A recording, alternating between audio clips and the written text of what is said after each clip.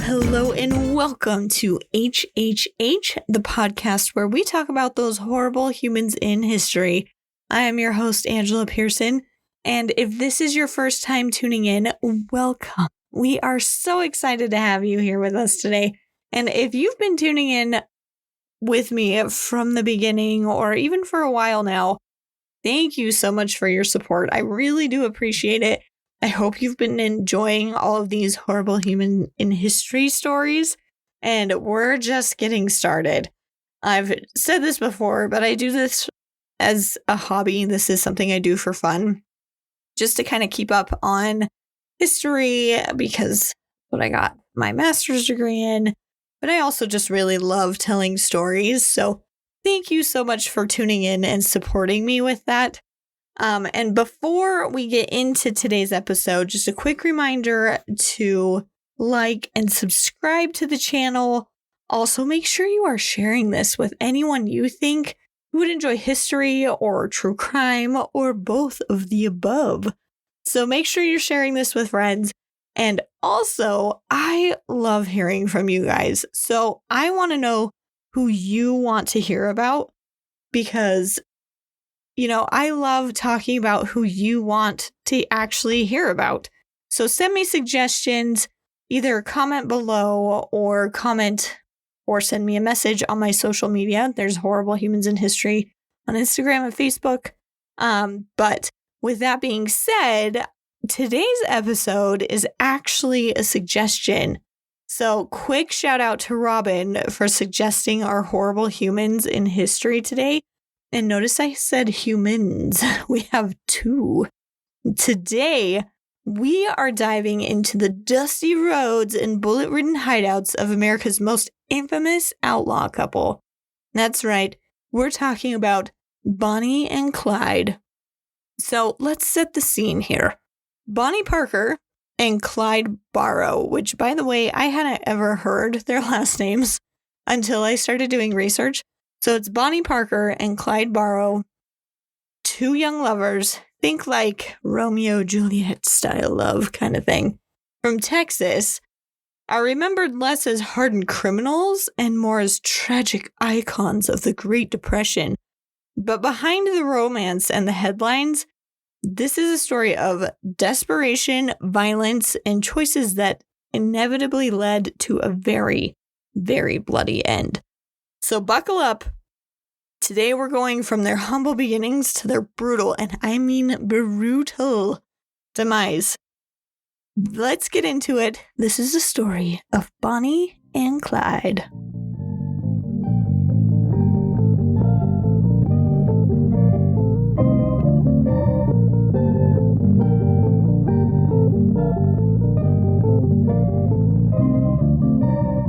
Before I fully jump into the story of our duo, I do want to say that this story has been one of my favorites because it's just such a great story, and you couldn't write a better script for a movie. I absolutely love this, so I hope you guys enjoy their story. It's crazy, it's wild, and everything we talk about, totally true. So get ready for this. Let's jump in. First, we're going to talk about Clyde and his background. So, Clyde Barrow was born March 24th, 1909 in Ellis County, Texas, and was the fifth of 7 children. Yeah, they had a big family. Now, his family they were poor tenant farmers who, because of the Great Depression, would eventually move to West Dallas so they could look for work. Now, this specific area that they moved to was known as the, quote, Cement City, or even better, quote, the Devil's Back Porch. It was a rough, working-class neighborhood, and the living conditions they were not great. The name Cement City came from the large cement plants all over the area. That's why it was called the Cement City. But they called it the Devil's Back Porch because it was just so unhospitable. It's Texas. Come on, it's going to be really hot. And just horrible. In one of the documentaries I watched, they only had like a couple like dugout bathrooms for all the residents in the area. It just sounded terrible. And many of the residents worked in the cement plants, and the dust and grime from the factories actually covered all the streets and all the houses. So it was not the most pleasant place to grow up with. It was a poor area, and majority of the people that lived there were families struggling because of the Great Depression. And crime was very common, specifically car theft, bootlegging. If you don't know what bootlegging is, it came into effect because of the Prohibition. You don't know what Prohibition is? Prohibition is when the United States government banned alcohol and the sale of alcohol. So bootlegging was the backdoor way to sell alcohol. So that was one of the crimes that often happened in this area, as well as robberies. And both Bonnie and Clyde grew up surrounded by this. Okay, this was just their norm. And even law enforcement tended to look the other way sometimes because crime was so widespread in this area. And this kind of environment definitely shaped both Bonnie and Clyde. And people who knew them back when they were young even said that growing up in the Cement City meant you either found a way to escape or you ended up in trouble. And Clyde especially was drawn to that criminal world pretty early. Like I mentioned, his parents were pretty poor, so his mother was Kumiti Barrow. She was a very devout mother, and she was very devoted to her children, especially Clyde. She really loved Clyde. His father's name was Henry Basil Barrow. He was a sharecropper and later became a gas station operator when they moved to West Dallas. And the family was very, very poor, especially after they moved to Dallas looking for work. And his father was described as a quiet, hardworking man, just really trying to keep his huge family afloat during these desperate times. And like I said, he had there were 7 children in the family. I'm thinking one of them passed away because when I looked up the names of all of them, it only listed 6 siblings. So I will list those for you because some of them are kind of important. So his oldest brother is Elvin Wilson, and his nickname was Buck Barrow. He was the most influential sibling to Clyde. He also was one of the most famous siblings because he actually ran with Clyde and his gang for a while. And then you have Artie Adele Barrow, Marvin Ivan or Ivy Barrow, Lillian Barrow, Marie Barrow, and Elsie Barrow, who was the youngest brother. Now, Clyde was the 5th of these 7 children, but Buck was the most influential out of all of those siblings. And even though they were super poor, his family was really tight and had good family relationships. And this is very different from most of the horrible humans that we talk about on this channel. Most of the horrible humans that we talk about have really tragic family stories and tragic upbringing. But Clyde had a very healthy family, had a very close-knit family, and very loving parents that were very devoted to him. So the difference here, though, was that Clyde's childhood was marked with a lot of hardship. So he might not have had a lot of family trouble, but he, it was during the Great Depression. So he actually had to drop out of school after 6th grade to help his family be supported and make it through. And he would work various odd jobs, but because of the lure of easy money, it became too tempting to stay away from crime. He actually would watch his older brother, Buck, who would always come home in nice clothes, driving nice cars, because his older brother got into the habit of stealing, specifically nice cars. And he wanted Clyde to be, well, Clyde wanted to be just like his older brother, Buck.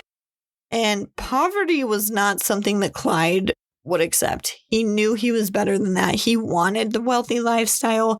He wanted all the fancy things.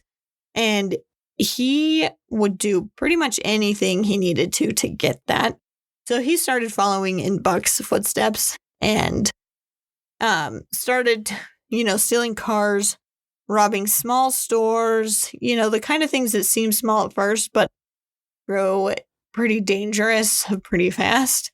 Side note, he also played guitar and had dreams of becoming a musician, but because he was from West Dallas, he didn't really have a chance, and so he just fell into that life of crime with his older brother. So before we go any further in our story, let's jump over to Miss Bonnie. So Bonnie Parker was born October 1st, 1910, in Rowena, Texas. She was the second of 3 children. Herbert was her older brother, and Billie Jean was her younger sister. Her mother, Emma Krause Parker, was a devotedly religious woman and would do anything to support her children. And some even would call what she did spoiling her children. She would go above and beyond for her kids. Now, Bonnie's father, Charles Parker, was a bricklayer, and he actually died when Bonnie was just 4 years old, which forced her mother, Emma, to move the family to West Dallas, that horrible, poverty-stricken neighborhood.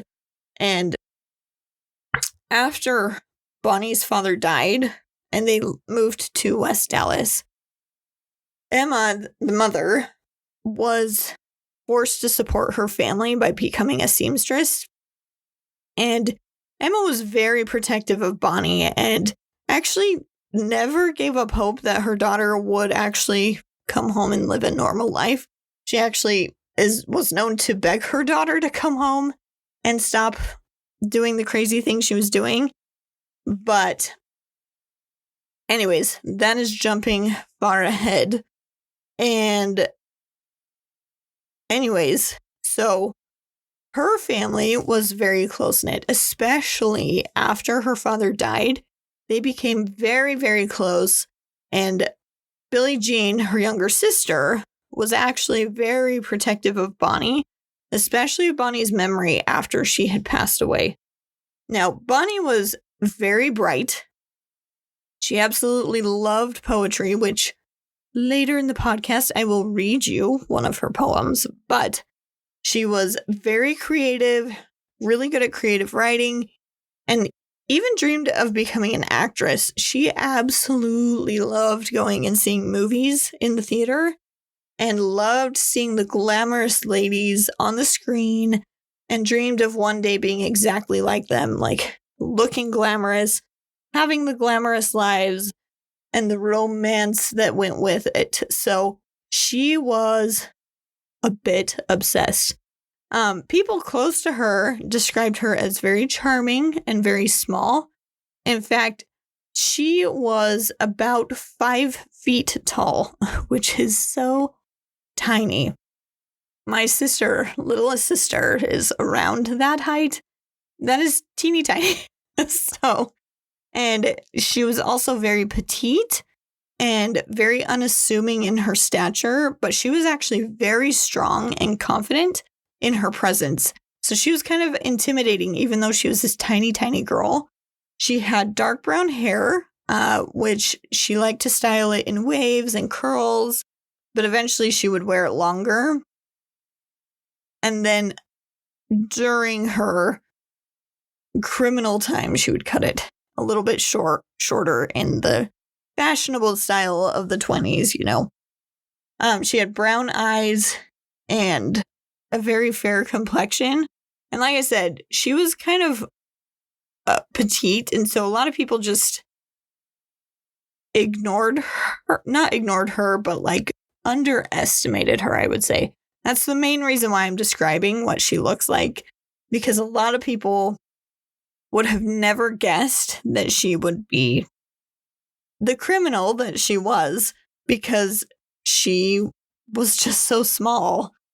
But in high school, Bonnie was very popular. She was artistic, and she, this is going to be really shocking, she reportedly had a bit of flair for the drama. She really liked the drama and the attention. Yet that's not a surprise at all. She absolutely loved the movies, like I said, and really wanted to be the star of the show. Well, she got there at some point, just not in the way that she probably thought. So she, like I said, grew up in the slums and didn't really have a way out. So at the age of 16 years old, she thought she had found her way out. What was her way out? Well, she married a man, and I use the term man very lightly because he was only like 2 years older than her. So these are children, let's be honest. So at 16 years old, she married Roy Thornton, and they both came from this troubled background. And he had a history of minor run-ins with the law and was not the most dependable partner. Like, he would disappear for long periods of time and she wouldn't know where he was. And if she asked him about it, he would get very upset. And their marriage was not super happy. So they were married in 1926. And Bonnie still lived with her mother after her father's death. And Roy eventually just stopped coming home. So she kind of knew, like, I guess this is not the right man for me. He had actually been arrested for robbery and had spent some time behind bars. And at first, when they were married, Bonnie was really optimistic that they would stay together and their relationship would get better, but it never did. So it just kind of crumbled. So after Roy went to prison, Bonnie basically left because she was a newlywed and didn't have a husband anymore. And they basically separated for the remainder of Bonnie's life, but they never actually officially divorced, which it's interesting. When she dies, they actually found her wedding ring still on her hand. And there's a lot of speculation behind that. People thinking that maybe she didn't actually fully get over him, or there's a lot of speculation about that. But she continued to wear her wedding ring until the day she died, even though they had been separated for a long time, and she eventually became head over heels in love with Clyde. So what happened to Roy, though? Roy actually spent time in prison, and obviously they never reconciled, but he died in 1937, just a few years after Bonnie's death, in a shootout with police while involved in a robbery. So him and Bonnie, had very similar lives. So kind of interesting. Anyways, so Bonnie never actually spoke much about Roy Thornton in public, but in private letters, she seemed to have really resigned herself to the downfall of that relationship. And once she met Clyde, her focus switched entirely to him. And Bonnie's brief marriage to Roy and her eventual relationship with Clyde reflected the transformation in her life. So she went from a somewhat conventional young woman to a notorious criminal because of the men that she had chosen. So when Bonnie and Clyde met, when they first met, they actually met at a mutual friend's house in 1930. It was instantaneous chemistry. So Bonnie was 19 at the time, and Clyde was 20. So both were very restless, both trapped in these horrible circumstances and both dying to find a way out. So after Bonnie met Clyde in 1930, she was captivated by Clyde's charm, and Clyde was drawn to Bonnie's sharp mind and fierce loyalty. And their relationship quickly overshadowed her previous marriage because it was a more healthy relationship. Although they became criminals, they were madly in love with each other, and they became inseparable. Despite Bonnie's past, she stood by Clyde throughout all of his criminal activity. And they would even write letters to each other when they were separated, often professing their deep love. And they saw each other as their ways out of their circumstances. Though, as we will come to see, anything but that actually happened. So, anyways, let's talk about this slippery slope that they started on in their horrible life choices. So, their first big issue came when Clyde's first major crime was committed. He was stealing cars, and at first, like I said, it was kind of small time. But like I said, the Great Depression was in full swing, so jobs were very scarce where you could make hardly any money. So people were desperate, and after a series of arrests, Clyde actually found himself in Estem prison. It was an Estem prison farm in Texas. So it was a working prison, not in the sense of like it functioned, but it made the inmates do hard labor. So it was known for its brutal conditions. And him being sent to prison was probably the most transformative part of his life, because this is where he would transform from this small-time crook, this innocent young boy, to a very hardened criminal. So Clyde's time in jail, like I said, is a huge part of his story, because when he got to prison, let's give you a breakdown of what actually happened. So Clyde started with these small crimes. He gets arrested in the 1920s, but in January 1930, just barely after meeting Bonnie, he was arrested for that auto theft and burglary. He was sent to the prison farm in Texas, and while he was there, one of the harshest prisons in Texas at the time, it operated like a forced labor camp. So prisoners were worked to exhaustion in the fields, chained together in chain gangs. I don't know if you've heard of chain gangs, but this is where the saying comes from. It's because all the prisoners would be chained together and then forced to work in the fields. And a lot of the prisoners were subjected to violence by the guards and fellow inmates. So Clyde was repeatedly beaten and humiliated by the guards. But what was even worse, and I thought this was horrific, was he was sexually assaulted by another inmate named Ed Crowder repeatedly. Basically, it was one of those situations where Clyde came into the prison. He was this young kid, like 20, 21-ish around the time. And this 6'2" guy decided, you're mine now, and I own you, and I get to do with you whatever I want.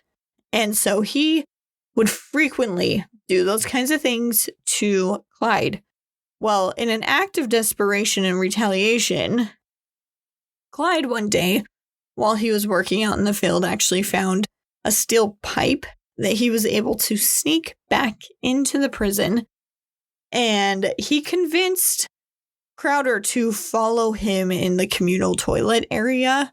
So where, everybody uses the bathroom, but no one was back there at the time. So he convinced this guy to follow him back there. And I'm sure the guy thought he was about to get something, And once they were out of sight of the other prisoners, Clyde would swing the pipe at Crowder's head, literally almost taking off the top half of his skull. That's how hard he hit this guy, and it killed Crowder instantly. But it was actually covered up by another inmate who took the blame. This other inmate was already serving a life sentence for murder, and he really liked Clyde, so he told Clyde that he would take the blame for Crowder's death. So Clyde didn't get blamed for the death, but this was the first time that Clyde killed someone. And on the outside, while all of this is happening, Clyde's family, especially his mother, Kumi Brown, was working tirelessly to petition for his release. Now, keep in mind, Clyde did not know that that was happening, but he was trying to defend himself and keep himself safe while he was in prison. So he just killed someone. And then Bonnie was doing everything she could to help Clyde she actually smuggled a gun into Clyde at some point under her dress during one of her visits. And this allowed Clyde to briefly escape from the prison, but he was recaptured pretty darn quick and then thrown back into the prison. And then at some point in 1931, Clyde was forced to work in the prison's grueling labor detail.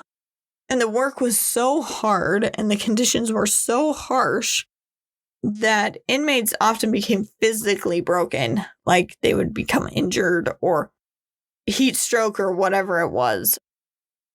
Clyde's feet in particular suffered from the brutal labor, which would lead to severe blisters and sores on his toes. And some people say that he was so desperate to get out of this work duty that he actually cut off his own toes in order to make himself unfit to work. They think he had taken a razor blade that they think was probably smuggled into the prison and cut off his toes with that. So the exact toes, we don't know specifically, but it's often said that it was the two big toes, just because he really wanted to ensure that he would be sent to the hospital to be relieved of this physical labor. Now, the plan worked. Clyde was sent to the hospital after the self-mutilation where he was treated for injuries, but it turns out he actually did not need to cut off his own toes because in March 1932, thanks to his mother's campaigning, Clyde was released early through the clemency program, which was meant to reduce the population in prisons because it was getting overcrowded. So he didn't even need to cut off his toes. He got released pretty quick after. Yeah, so he didn't need to cut off his toes, but he did. And he would actually walk around with a limp due to the missing toes for the rest of his life. So, yeah, I told you, this story is crazy, but all of it's real. It's nuts. Now, the impact that this prison stay had on Clyde was he came out super hard and deeply embittered. And he swore he would never, ever, ever go back to prison. This is where his mindset got changed to, you will never take me back there. You will take me dead before you will ever take me alive kind of attitude.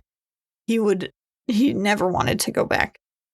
And more than that, he actually came out with a vendetta against the Texas prison system. And some of his crimes after release included violent raids that were specifically targeted at the prison's staff and facilities. And he even led an assault on the prison itself, freeing several prisoners in what was essentially a personal act of revenge. So he was a little bitter, just a little bitter. And friends and family later said the prison really changed him forever. He lost his youthful charm and humor. He became much more ruthless and much more willing to kill without hesitation. If he felt threatened at all, you were going to die over him. And then critically, he was now, like I said, determined to stay on the run, even if it meant dying young, because he did not want to go back to the prison. His sister Blanche would even say, "I saw Clyde change from a schoolboy to a rattlesnake while in prison." Now, meanwhile, while all of this is happening, Bonnie had been arrested for smuggling the gun into the prison to help Clyde escape. And she was completely invested in Clyde at this point in time. And after Clyde's release, the Barrow gang was actually formed. This wasn't just Bonnie and Clyde. A lot of people forget that they were actually part of a gang that Clyde formed. A lot of people remember Bonnie and Clyde, but they were part of the Barrow gang. The Barrow gang. And they had a rotating crew, including Clyde's brother, Buck, and Buck's wife, Blanche. Now, together, they would hit banks, grocery stores, gas stations, all across Texas, Oklahoma, Missouri, and beyond. And their crimes escalated pretty quickly. While they didn't set out to kill people, things turned violent very fast when they were around. During one robbery, Clyde shot and killed a store owner. In another, a deputy sheriff was gunned down. And soon, the Barrow gang became notorious not just for their robberies, but for how ruthless they were. Like I said, if Clyde felt threatened, you were basically going to die. It was either you or him, and he wasn't going to hesitate.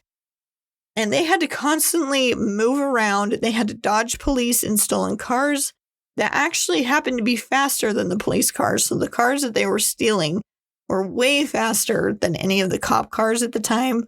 And they would have to stay in hideouts. And Bonnie, despite her petite frame, wasn't just Clyde's sidekick. She was a full participant. She famously posed for playful, defiant photos with cigars and guns, which the police later found and leaked to the press, which is how they became really famous. It was because of these photos, because she was deemed a femme fatale at this point in time. Now, I want to kind of talk about these famous photos really quick, because the story of how the police got these photos is fascinating. So I'll post the photos on Instagram because they are famous photos, and she does look pretty bad in these pictures. And her and Clyde, it just sparked this romanticism when everyone saw it. And it was a woman going against feminine stereotypes at the time, like her with a stogie in her mouth was very, very opposite of how women were seen at the time. In addition, like her aiming a gun and like leaning up against these cars was just so rebellious. And so it really intrigued people, especially women, to be like, oh, wow, she's so cool kind of thing, which wasn't great because they were criminals killing people. But they became super famous because of these photos. So let's talk about how they got these photos. So the Barrow gang was hiding out in an apartment above a garage in Joplin, Missouri.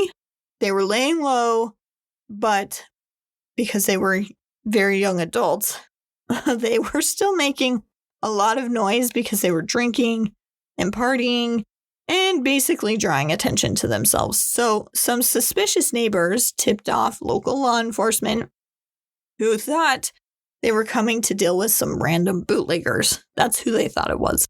They did not know that it was the Barrow gang. Now, police staged a raid on April 13th, 1933, but they underestimated who they were dealing with. So like I said, they thought they were dealing with just standard bootleggers. Now, side note real quick, the Barrow gang had some of the best equipment at the time as far as guns and cars.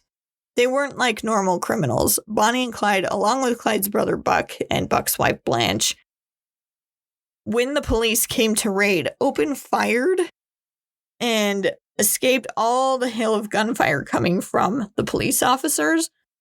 But they actually killed 2 police officers in the process of trying to escape.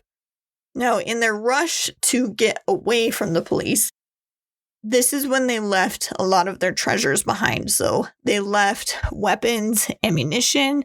They even left Blanche's dog behind. And this is how they got the photos. They left a camera and rolls of undeveloped film, plus some of Bonnie's handwritten poems. So the police developed the film, handed out these photos to all of the newspapers across the country, and this is how they became famous. So they discovered these images, and people went crazy because she looked defiant and playful in all of these photos. So before the photos, many people thought of Bonnie and Clyde as just like she was the tag-along girlfriend, but afterwards, after seeing her toting a gun with the stogie in her mouth, like, they knew that she was part of the hardened criminals, and the people loved it. So, by 1934, Bonnie and Clyde were at the top of every most wanted list in America. But things were soon to take a turn for the worst for the criminal couple and their gang. So Bonnie and Clyde, like I said, were constantly on the move because they were always running away from the police. So they were robbing banks and committed a lot of other crimes, and law enforcement was closing in on them, and they were closing in on them fairly fast. Now, something to know is that Clyde was actually really known for his incredible driving skills, because he would drive at like 80 miles an hour and be able to maneuver and get away from police. Like, they'd be chasing him, and if he got around two corners, he was gone. And their cars just could not keep up. So Clyde was known for his incredible driving skills. So the next two stories are going to show you the beginning of the end for the Barrow gang and Bonnie and Clyde.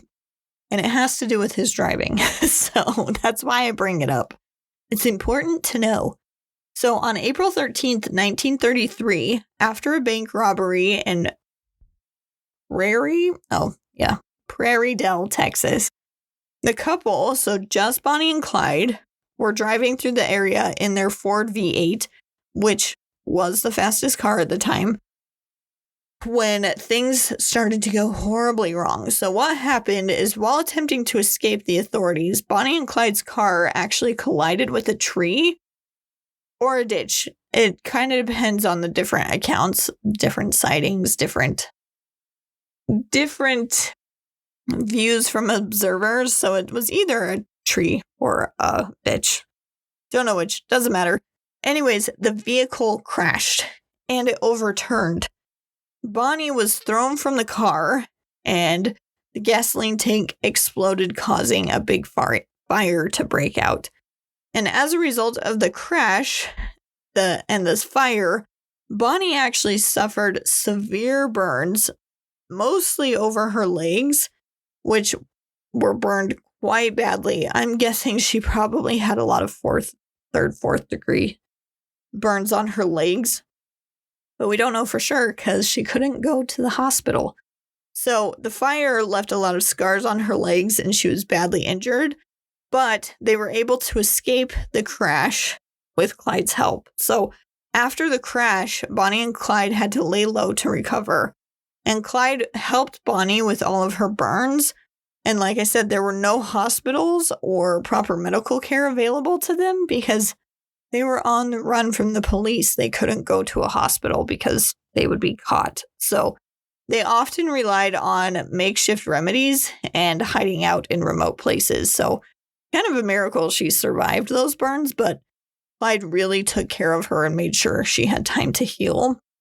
And it was said that Bonnie had to wear bandages to cover her burns for some time after the accident. And in some reports, Bonnie was said to be in significant pain, and the injuries made it hard for her to participate in the gang's activities for a short period of time, which makes sense to me. You know, if your legs are severely burned, you can't really walk. Nonetheless, her loyalty to Clyde never wavered, and his loyalty to her never wavered. they continued to support each other through all of their criminal escapades. Now, this event, this crash, showed just how dangerous Bonnie and Clyde's life was on the run. Injuries like this normally at the time could have been very fatal, and they both managed to survive, which showed they were very resilient. And the car crash and the burns also added to their legendary status at the time. Like, Bonnie was now even more bad A because she had survived this car crash and was still kicking and robbing and all of that kind of stuff. So people were just in awe of Bonnie and Clyde. Now, just a few months later, in July of 1933, on July 19th, during a shootout in Platte City, Missouri, after a robbery in the area, another devastating blow to the gang would appear. So the Barrow gang had just robbed a couple banks and committed a series of violent crimes across several different states. So all the police were on high alert for them. And they were in the midst of evading law enforcement when this specific incident unfolded.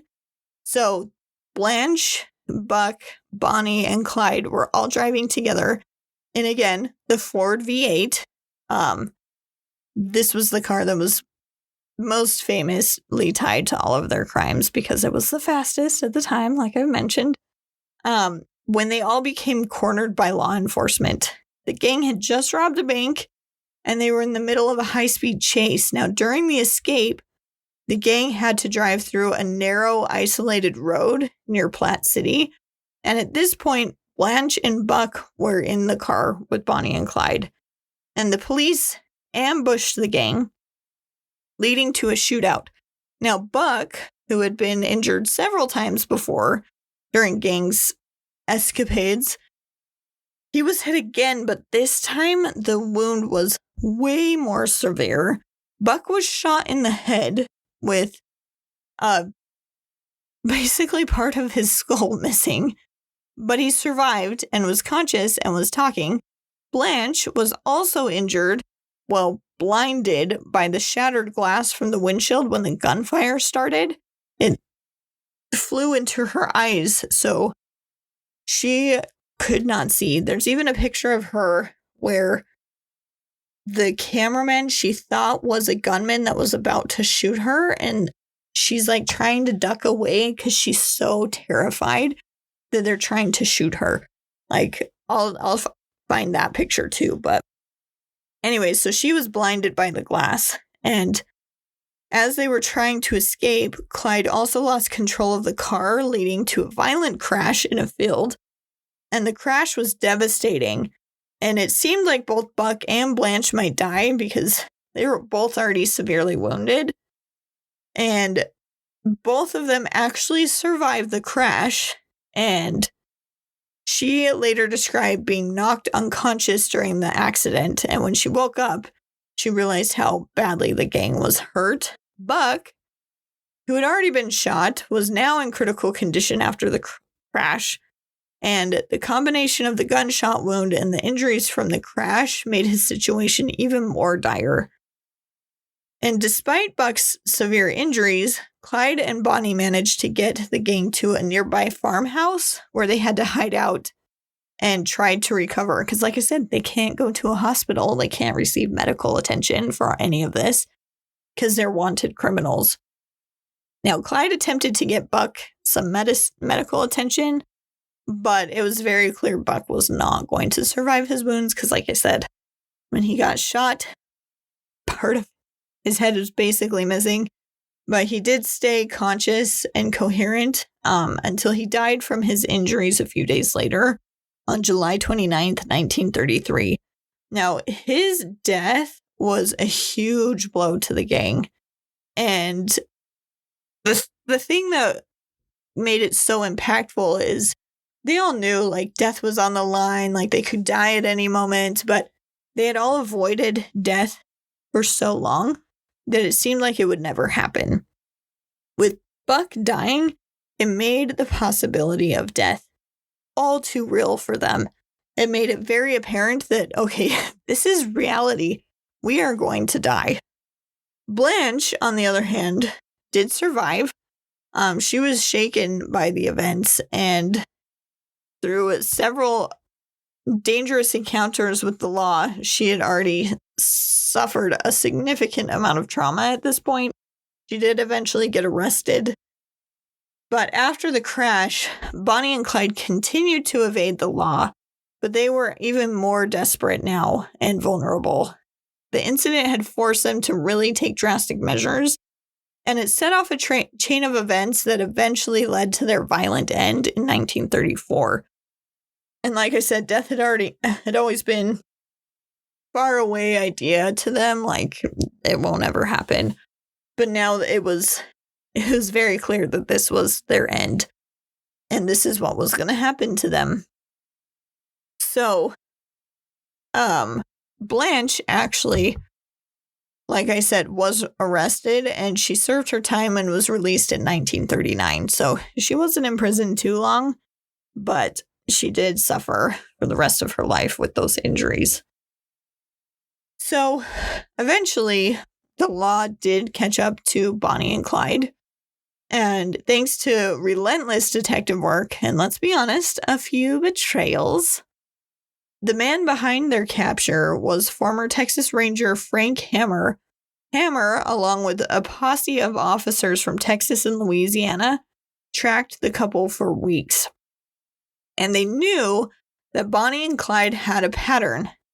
They visited family, particularly Clyde's mother, no matter how dangerous, and they used this as a setup. That's the thing. Clyde's family and Bonnie's family were super close, and they would get together pretty frequently for picnics and those kinds of things so they could stay connected. And anytime they would go to visit their families, specifically if Bonnie's mother was there, Bonnie's mother would beg her to stay and just say they only want Clyde, and Clyde would join in and say, they only want me. You should stay here. I want you to be safe. And Bonnie refused to leave Clyde's side. So they had this big dream of, we're going to go out together. We're going to die together. We'll be buried together. I won't leave you. Even though Clyde, bless his heart, was like, they don't want you. I promise. Just stay here. Be safe. I want you to be safe. He tried. She wouldn't listen. Anyways, one of these family visits, the police decided this was their opportunity to spring a trap.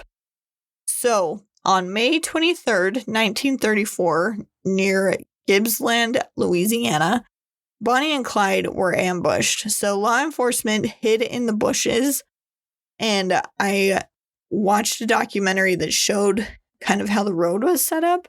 And how it was set up was the police could see them, but they definitely could not see the police waiting for them. And they even had a family friend park his car on the side of the road to make it look like he was experiencing car trouble, because the police knew that Clyde drove really fast. And if they didn't have them slow down and stop, there was no way they were going to be able to get them or shoot them, because they would drive by too fast. So they put their family friend, his car down there. So Bonnie and Clyde come zipping around the corner, and they see their friend's car and start to pull over and slow down because they want to help their friend. Well, this worked. They slowed down and the cops struck. So there was no trial, no conviction. Bonnie and Clyde were killed in a hail of bullets. Over 130 rounds were fired. It was brutal and a very violent end that seemed almost inevitable given the path that they had chosen.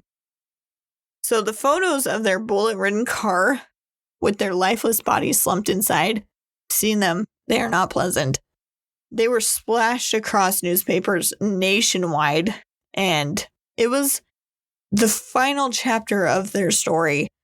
And soon after the shooting, the road became full of people. It was just swarming with people who wanted to see their dead bodies. And some people even cut off parts of their clothes bits of their hair. Someone tried to steal Bonnie's wedding ring off of her finger. And someone else tried to cut off Clyde's trigger finger.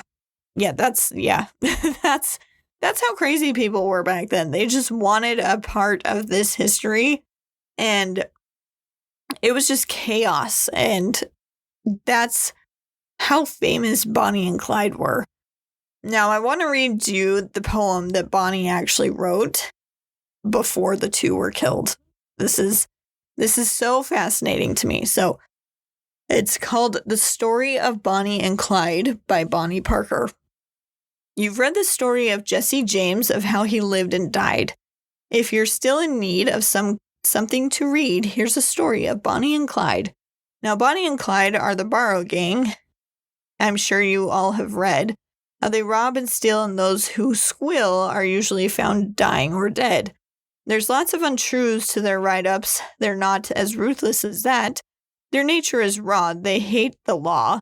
The stool pigeons, spotters, and rats. They call them cold-blooded killers. They say they are heartless and mean. But I say with pride that I once knew Clyde when he was honest and upright and clean.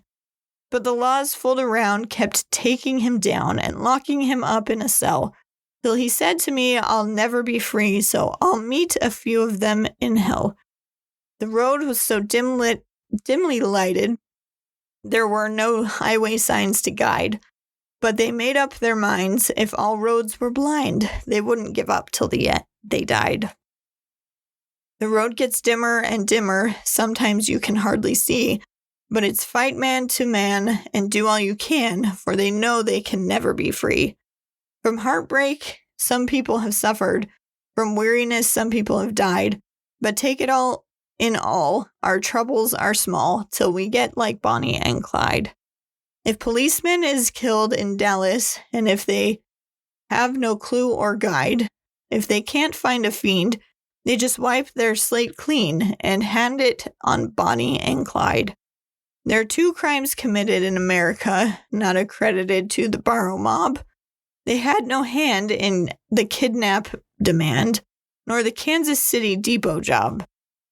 If they tried to act like citizens and rent them a nice little flat, about the 3rd night they're invited to fight by a sub-gun's rat-a-tat-tat. Some day they'll go down together.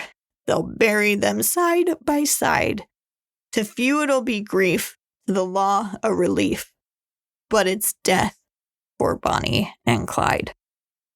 I thought that was crazy, that last stanza of, she basically predicted their demise and their end. And after Clyde's death, his mother continued to defend him to the public. Same with Bonnie's mother. And they were both known to go visit their graves regularly. And like I said, Bonnie and Clyde had a dream of being buried with each other, being buried next to each other so they could be with each other forever. But sad fact is that Bonnie and Clyde did not get that wish. Their families did not let that happen. In fact, they are buried quite a distance from each other, not even in the same graveyard. So, unfortunately, their big dreams of being together forever were dashed by their family. So, what is it about Bonnie and Clyde that really captures our imagination even today? Part of it is the sheer audacity of their story. They were young lovers, taking on the world, living fast and free, and thumbing their nose at authority. They became symbols of rebellion during really dark days of the Depression, when people were desperate for stories of defiance. Their impact stretched beyond crime pages into pop culture, and there's a lot of songs, movies, everything immortalizes these people as almost heroes, but not. So, for today's episode, what do you think? Are Bonnie and Clyde the horrible humans? I mean, I think so. They killed a lot of people. They were young and, lived in really hard times. But they are our horrible humans in history for the day. So tell me what you think. Tell me what you think about Bonnie and Clyde. I love their story, and I think it's crazy the stuff that they went through and the things that they experienced in their lives, and it's all true. So it's pretty interesting, and I hope you enjoyed this deep dive. Next week, make sure you join us on Horrible Humans in History because we have another recommendation. This one coming from Chase. Sorry, guys, I've been really slacking on the recommendations, so we're going to catch up on a couple of them. So next week, we are going to be talking about the infamous Colombian drug lord Pablo Emilio Escobar Guevara, or just Pablo Escobar. So make sure you tune in next week. Make sure you're liking, subscribing, turn on the notifications so you know when the episodes are coming out. And make sure you're sharing this podcast with everybody you know so everyone can learn about these horrible people in history. Anyways, I will see you guys next week. Later.